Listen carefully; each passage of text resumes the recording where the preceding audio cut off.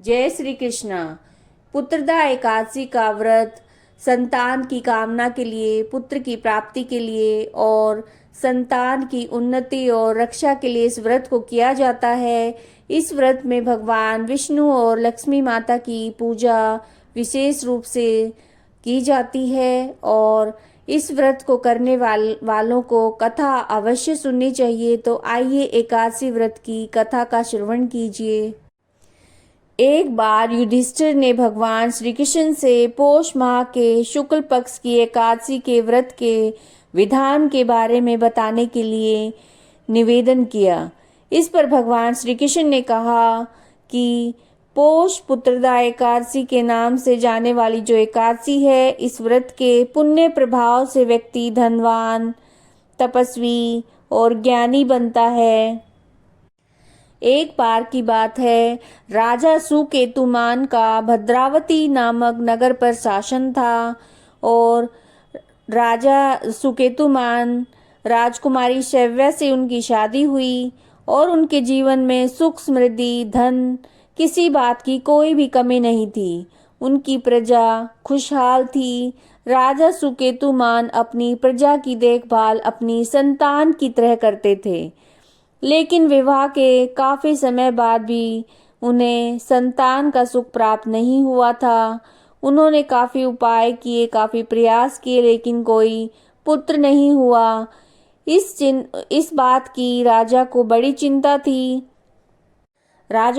चिंता थी कि उनके जाने के बाद उनका राज्य कौन संभालेगा, पिंडदान कौन करेगा। इन सब बातों को सुनकर राजा सुकेतुमान और रानी शैव्या दुखी रहते।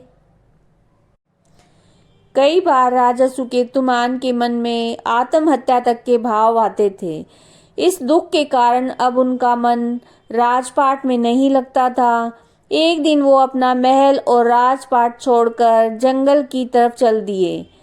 काफी समय पैदल चलने के बाद एक सरोवर के पास पहुंचे और वहां पर एक पेड़ के नीचे जाकर बैठ गए। वहां उन्हें एक आश्रम दिखाई दिया और वहां जाकर उन्होंने ऋषियों को प्रणाम किया और अपना परिचय दिया।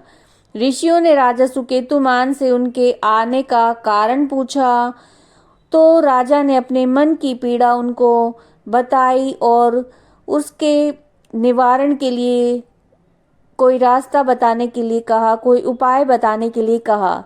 ऋषियों ने कहा कि पौष मास में शुक्ल पक्ष की एकादशी आने वाली है, जिसको पुत्रदा एकादशी के नाम से जाना जाता है।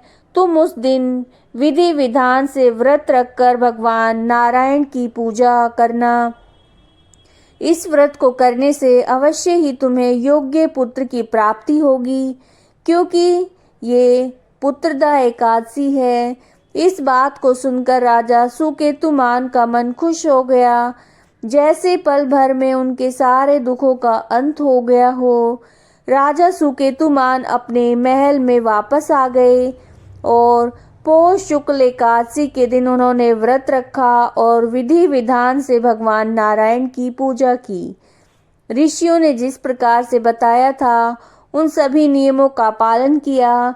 रात्रि में जागरण किया, भजन कीर्तन में पूरी रात्रि व्यतीत की और अगले दिन दान करने के बाद पारण करके व्रत को पूरा किया। कुछ समय बीतने के बाद रानी शैव्या गर्भवती हुई और राजा सुकेतुमान को पुत्र सुख की प्राप्ति हुई। बेटे को पाकर वे काफी खुश हो गए।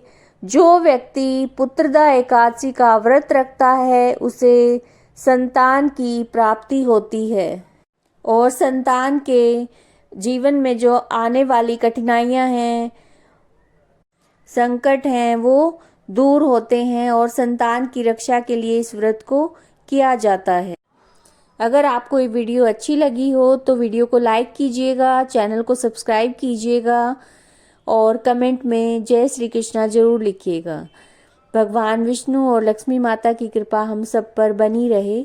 जय श्री कृष्णा।